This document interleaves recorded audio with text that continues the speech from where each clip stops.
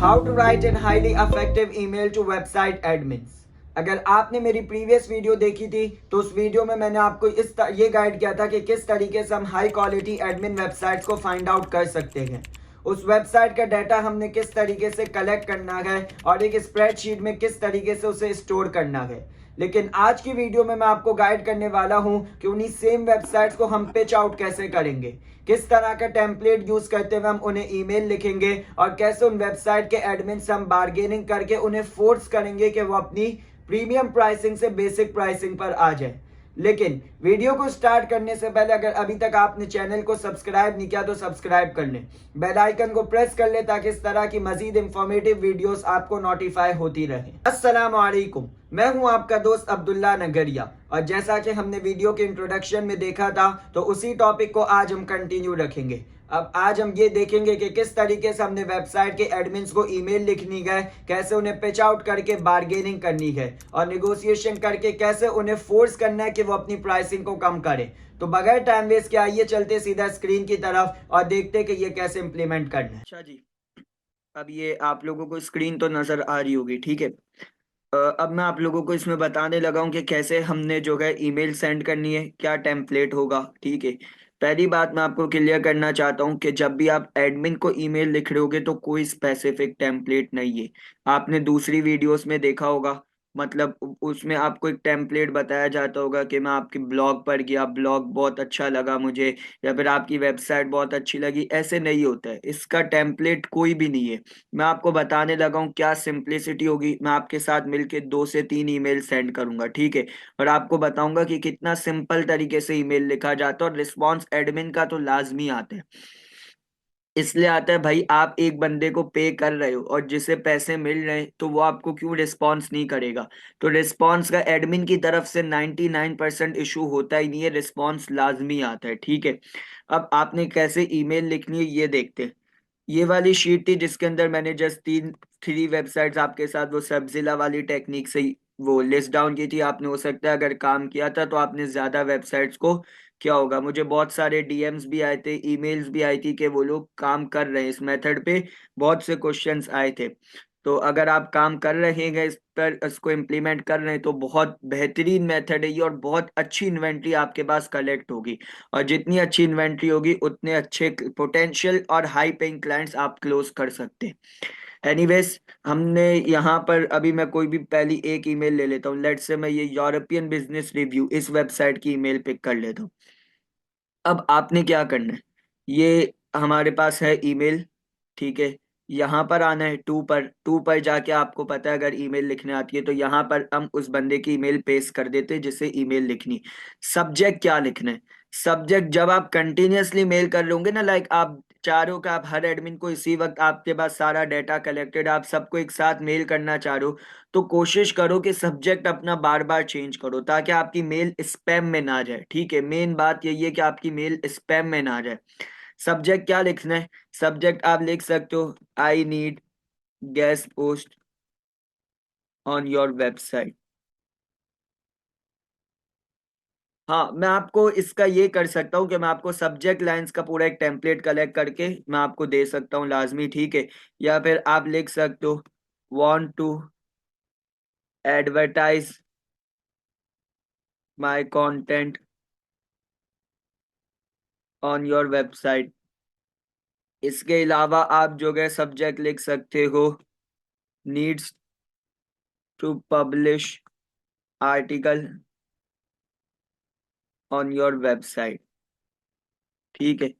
ये different subject lines जो कि आप वर्ड चेंज कर करके आप इसको चेंज कर दो ताकि आपकी मेल स्पैम में ना जाए। मैं पहला लिख रहा हूँ I need guest post on your website, ठीक है। अब ईमेल कैसे लिखनी है, पहला टर्म आपका यही होगा हाई ग्रीटिंग्स। हमेशा स्टार्ट में आपने ईमेल का स्टार्ट लेना है हाई ग्रीटिंग से, ठीक है। चाहे आप क्लाइंट को करो चाहे आप एडमिन को करो, हाई ग्रीटिंग से स्टार्ट करना है। फिर मैं बता देता हूँ कि I am Abdullah Nagariya and recently I visited your website, अब हमेशा ये लिख के आगे उसकी वेबसाइट का नाम लाजमी लिखना है। आप चाहे तो मेरा टेम्पलेट भी कॉपी कर सकते हो, क्योंकि एडमिन में इतना इशू नहीं होता। जो मैं लिख रहा हूँ आप वो भी लिख सकते हो, और आप इसी को ही अपने वर्ड में भी चेंज कर सकते हो, ठीक है। इसका मैं डोमेन पूरा ही कॉपी कर लेता हूँ यहाँ से, और बिजनेस। ओके, आई एम, इसको ब्लैक ही कर लेते।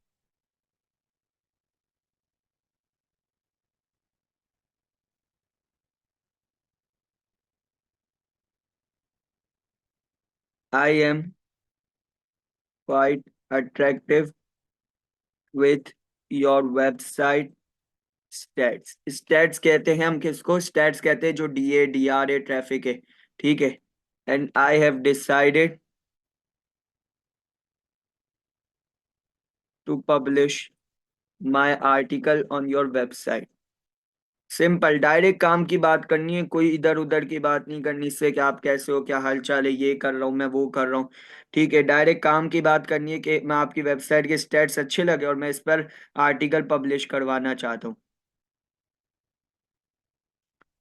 ठीक है।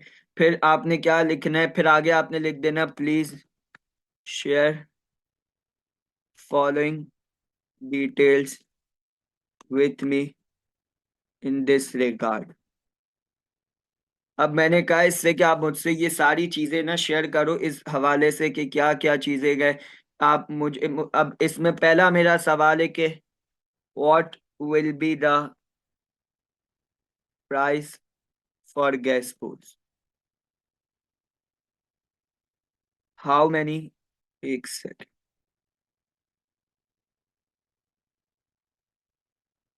How many do follow links will be included in the article. अब मैं आपको समझाऊंगा कि एक होता है डू फॉलो और एक होता है नो फॉलो, ठीक है। Do follow basically main concern होता है क्लाइंट्स का। डू फॉलो लिंक होता है मतलब लिंक का पास ऑन होना। वेबसाइट, एक वेबसाइट है, उस पर मैंने आपको दिखाया था कि आर्टिकल लिखा होता है। जब हमने मतलब जो यूट्यूब के शुरू करने के वक्त मैंने जो आपसे कंटेंट राइटिंग सिखाई थी, तो उसमें मैंने आपको गाइड किया था कि एक आर्टिकल है, उसके अंदर दो एंकर टैग्स लगते हैं, ठीक है। उन एंकर टैग्स के अंदर क्लाइंट की वेबसाइट का लिंक होता है। जब आप उस लिंक पर क्लिक करोगे तो आप क्लाइंट की वेबसाइट पर रीडायरेक्ट हो जाओगे। अगर तो आप रीडायरेक्ट हो जाते हो इसका मतलब है कि वो लिंक डू फॉलो गए, अगर नहीं होते तो वो गए नो फॉलो, कि स्पेसिफिक पेज खुल जाता है, ठीक है। ये चेक कैसे करते हैं ये भी मैं अभी आपको बताऊंगा जब मैं आपको लाइव लिंक दिखाऊंगा इन वेबसाइट्स का। How many do follow links will be included in the article. फिर क्या कह रहा है? फिर मेरा एक और सवाल है इससे कि what will be the stat of publishing my article.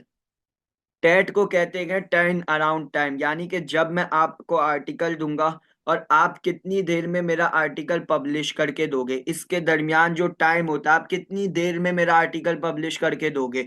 वैसे तो टाइम नॉर्मली एडमिन्स का होता है 24 आवर्स टू 48 आवर्स, उसके दरमियान वो आपका आर्टिकल पब्लिश कर देते। और लास्ट सवाल मेरा होगा what will be the requirements of publishing article. बस जस्ट डायरेक्ट सिंपल मैंने इससे बात की है, ठीक है। और इसको मैंने बस ये चार सवाल पूछे कि क्या प्राइस होगी गेस्ट पोस्ट की, कितने डू फॉलो लिंक्स आप अलाउ करोगे, क्या टर्न अराउंड टाइम होगा, कितनी देर में मेरा आर्टिकल पब्लिश करके दोगे, और क्या रिक्वायरमेंट्स आपकी, लाइक कितना वर्ड काउंट होना चाहिए आर्टिकल का, कितनी लेंथ होनी चाहिए, क्या मतलब AI डिटेक्शन के हवाले से कोई रिक्वायरमेंट्स आपकी कि AI हो या ना हो, ठीक है, इस हवाले से। फिर please share these details ASAP, looking forward to hear back from you। बस डायरेक्ट इससे काम की बात की है, ठीक है। इसके बाद आ गया बेस्ट अब्दुल्ला, सिंपल, ठीक है। ये मेरा पूरा टेम्पलेट हो गया। इसमें मैंने इसको बताया I am quite attractive with your, spelling देख लेते हैं, quite attractive with your website stats and I have decided to publish article on your website. और हमेशा ईमेल कैसे लिखनी है, ग्रीटिंग्स के साथ, ठीक है। और बस आप यही टेम्पलेट भी लिख सकते हो, आपकी मर्जी, आप ना लिखो। मैं आपको अपने दूसरे टेम्पलेट भी दिखाता हूँ जिसमें कोई खासियत नहीं है। डायरेक्ट काम की बात की है, डायरेक्ट पूछा है, सिंपल टेम्पलेट रखो, खुद से अपनी जो इंग्लिश आती है दिमाग में लिख दो, वो आपको 100% रिस्पॉन्स करेगा। एनीवेज ये ईमेल को मैं सेंड कर दे इस तरफ के, मैं आपको दिखाऊं कैसे की जाती है, ठीक है। इसका रिप्लाई जब तक आएगा, तो मैं जब नेक्स्ट मेथड आपसे एडमिन का शेयर करूंगा तो तब तक इसका रिप्लाई भी आपको दिखा दूंगा कि कैसे मैंने इसके साथ बार्गेनिंग की है। जब तक मैं आपको अपनी दूसरी ईमेल्स दिखाता हूँ जो मैंने पहले की थी और उनके साथ मैंने कैसे बार्गेनिंग की है। एक है मेरी ये, इसका मैंने क्या लिखा था आप खुद देख लो, सब्जेक्ट लाइन मैंने क्या लिखी है इसकी, want to publish my article on your website, ठीक है, सिंपल सब्जेक्ट लाइन। फिर टेम्पलेट भी देख लो, hi team, I wanna publish my article on your website urgently, please do let me know the pricing details, TAT and other requirements urgently, please reply fast, my article is ready. बस कोई बात नहीं की, कोई extra नहीं की। अब आप इसका रिस्पॉन्स देखो, स्क्रॉल डाउन करते हैं। अब इसने क्या कहा, इसने कहा कि hi dear, we usually charge £500 plus VAT for a guest post. VAT तो वो उनके मतलब यूके के सिटीजन्स के लिए था, हमारे लिए नहीं होता। और इसने कहा 12 महीने तक आपकी पोस्ट लाइव रहेगी, ठीक है। इसने बताया कि कोई गैम्बलिंग और कसिनो का आर्टिकल नहीं होगा। आप बताओ अगर आप ये मतलब काम करना चाहते हो, आपका आर्टिकल रेडी है, इज दैट ऑफ इंटरेस्ट। अब मेरा रिप्लाई क्या था इसे, मैंने कहा कि dear seriously it's too high. कितना मांगा था इसने, £500 कहे थे। मैंने कहा बहुत ज्यादा गए। फिर मैंने कहा believe me, I am working with almost 1200 plus sites and my team is collaborating with 5000 plus sites. ये मैं अपनी इन्वेंट्री की बात कर रहा हूँ। मैंने इसे बताया कि मैंने इतने वेबसाइट्स के साथ ऑलरेडी कोलैबोरेट कर चुका हूँ, उनके साथ काम कर रहा हूँ। लेकिन मैंने कहा कि आपकी प्राइस बहुत ज्यादा उनके मुकाबले में। हर किसी के साथ बार्गेनिंग करने का अलग तरीका होता है। बस मैंने पहले से ये कहा था £500 से पहले कि आपका जो है आर्टिकल, मैंने बोला कि मैं इसमें बिल्कुल इंटरेस्टेड हूँ और मैं आर्टिकल पब्लिश करना चाहता हूँ, लेकिन आपकी प्राइसिंग बहुत हाई है। फिर इसने का ऑफर दी थी मुझे £300 की। £300 के बाद मैंने ये बात की थी कि आप बहुत ज्यादा चार्ज कर रहे हो, मैं 5000 प्लस साइट्स के साथ ऑलरेडी कोलैबोरेट कर चुका हूँ, ठीक है। फिर इसने मुझे डायरेक्ट कहा था कि एब्सोल्यूट प्राइस जो हम आपको लास्ट दे सकते हैं वो £100 है। और फिर मैंने इससे वेट की बात की थी तो इसने कहा था यूके का टैक्स होता है। तो देन इसने मुझे बोला कि £100 हमारी लास्ट ऑफर है। और उसके बाद मेरी डील हो गई, मैंने इसे आर्टिकल भेज दिया और इसने मेरा आर्टिकल पब्लिश कर दिया था, ठीक है। फिर एक और मैं आपको दिखाता हूँ, ये वाली एक वेबसाइट है, ये वाली वेबसाइट एक, इसमें भी मैंने सेम वही टेम्पलेट यूज किया था कि मेरा नाम अब्दुल्ला नगरिया है और मैं अपना आर्टिकल आपको पब्लिश करना चाहता हूँ, अपना कंटेंट अपने एक आधे क्लाइंट के लिए। मैंने कहा मेरा कंटेंट रेडी है और मैं इसे डायरेक्टली पब्लिश करना चाहता हूँ, आप मुझे डिटेल्स प्रोवाइड करो, कितने डू फॉलो लिंक्स आप अलाउ करोगे, क्या रिक्वायरमेंट होगी, क्या एडिटोरियल फी होगी। फिर देखो इसका रिप्लाई आता है, इसने बोला $120 पर पोस्ट, $90 पर लिंक। मेरा रिप्लाई, मैंने कहा कि आपकी प्राइस, अगेन वही बात की मैंने, आपकी प्राइस बहुत हाई है। इसने फिर डायरेक्ट मुझे ऑफर की $90 पर पोस्ट और $75 पर लिंक इंसर्शन। लिंक इंसर्शन में आपको गाइड करूंगा क्या होता है। फिर मैंने कहा कि मेरा बजट $40 है, तो इसने कहा कि हम 70 लास्ट कर सकते हैं, 90 से 70 पे आ गया। फर्स्ट क्या थी 120, फिर ये 90 पे आया, फिर ये 70 पे आया। देन मैंने इसे अपनी फाइनल ऑफर दी, मेरी ऑफर है फाइनल $50। तो इसने क्या कहा कि हम आपकी ऑफर एक्सेप्ट करते हैं। क्या कहा इसने, हम आपकी ऑफर एक्सेप्ट करते हैं। और यहाँ पर हम दोनों की कोलेबोरेशन हो गई। ऐसे आपने समझना है कि कैसे मैंने इसके साथ बार्गेनिंग की, कैसे इसके साथ डील की। फौरन फौरन हमारी डील हो जाती थी, लाइक रिप्लाई थोड़ा इनका लेट आता था, दो दो डेढ़ डेढ़ घंटे बाद आता था, बट कैसे हमने डील की। कहा उसने £500 चार्ज किया तो हमने £100 पे डील की। जस्ट ये है कि कितना लास्ट वो आपके पास आ सकता है, कौन सी उसकी हद है जिस पर वो आके रुक जाए, आप उससे कोलैबोरेट कर लो। आपने अपनी, अब ऐसे नहीं कि आप मतलब वो $500 चार्ज कर रहा है तो आप डायरेक्ट उसे $10 बोलो, $20 बोलो। कुछ कोई ऐसी ऑफर नहीं लगानी आपने, उसे बोलना है कि बस आप प्राइस कम करो, अपना बजट बताओ नहीं, जब तक वो अपनी लास्ट ऑफर तक नहीं आता जहां पर उसकी लिमिट खत्म हो रही है। तो जो प्रीवियस आपने जो वीडियोस मतलब देखकर, वीडियो देखकर जो आपने सर्जिला से डाटा कलेक्ट किया है, जो इन्वेंट्री आपके पास है, उसके थ्रू आप जो है उस डेटा को यूज करो, और उसके थ्रू जो मैंने टेम्पलेट यूज किया, फिर आप इस वाला टेम्पलेट भी देख सकते हो, कोई खासियत नहीं है। और यहाँ भी सब्जेक्ट लाइन भी देख लो, need guest post on your website, कोई स्पेसिफिक नहीं है। तो आप यही सब्जेक्ट लाइन भी ले सकते हो, कौन टेम्पलेट भी आप ये वाला पिक कर सकते हो, या फिर अपने वर्ड में और शॉर्ट कर सकते हो, कोई इशू नहीं है। बार्गेनिंग कैसे करनी है वो भी मैंने आपको दिखाई है। अब नेक्स्ट वीडियो में हम सेकंड, पहला क्लाइंट हंटिंग देखेंगे, और उसके बाद अगेन हम एडमिन का सेकंड मेथड देखेंगे, ठीक है। तो तब तक हम जो है इसको क्लोज करते हैं, और आपको अब नेक्स्ट टास्क में यही है कि मजीद सर्वजिला से साइट्स कलेक्ट करें, और इस तरीके से ही आप ईमेल लिखते जाओ और एडमिन से बार्गेन करके इस शीट में जो हमने प्राइस का कॉलम बना हुआ है ना, उसमें ऐड कर दें, ठीक है। आई होप ये वीडियो आप लोगों के लिए बहुत ज़्यादा इंफॉर्मेटिव रही होगी। अगर आपका इससे रिलेटेड कोई भी क्वेश्चन है तो आप मुझसे कमेंट बॉक्स में पूछ सकते हैं। और जैसा कि मैंने आपको टेम्पलेट के हवाले से बताया था, तो कोई स्पेसिफिक टेम्पलेट नहीं है। आप चाहे 2 लाइन में टेम्पलेट लिख लें या फिर आप थोड़ा लॉन्ग लिख लें, लेकिन कोशिश करें शॉर्ट हो तो आपके लिए ईजी होगा।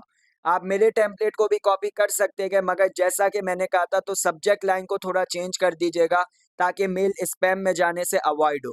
आपने 3 चीज़ों पर बहुत काम करना है: कम्युनिकेशन स्किल, बार्गेनिंग पावर और नेगोशिएशन स्किल। ये 3 चीज़ें विद प्रैक्टिस आपकी स्ट्रांग होती जाएंगी, तो आपकी मजीद अच्छी प्राइसेस में डीलिंग होगी, और आप क्लाइंट्स को भी अच्छी प्राइसेस कोट कर सकते हैं। अब नेक्स्ट वीडियो में हम क्लाइंट हंटिंग की सीरीज स्टार्ट करेंगे और देखेंगे कि क्लाइंट्स को किस तरीके से पिच आउट करना है। देन इस सीरीज के बाद हम मजीद मेथड्स एडमिन्स के और क्लाइंट्स के देखते जाएंगे। आज हम अब यहाँ तक ही रखते हैं, और आप कोशिश करें कि अपने डेटा को ज़्यादा से ज़्यादा अच्छा स्ट्रॉन्ग करें, और ज़्यादा इन्वेंट्री कलेक्ट करें, और ज़्यादा वेबसाइट के एडमिन्स को पिच आउट करें। इससे आपको बहुत ज़्यादा फ़ायदा होने वाला है जब आपके पास ऑर्डर्स आना शुरू होंगे।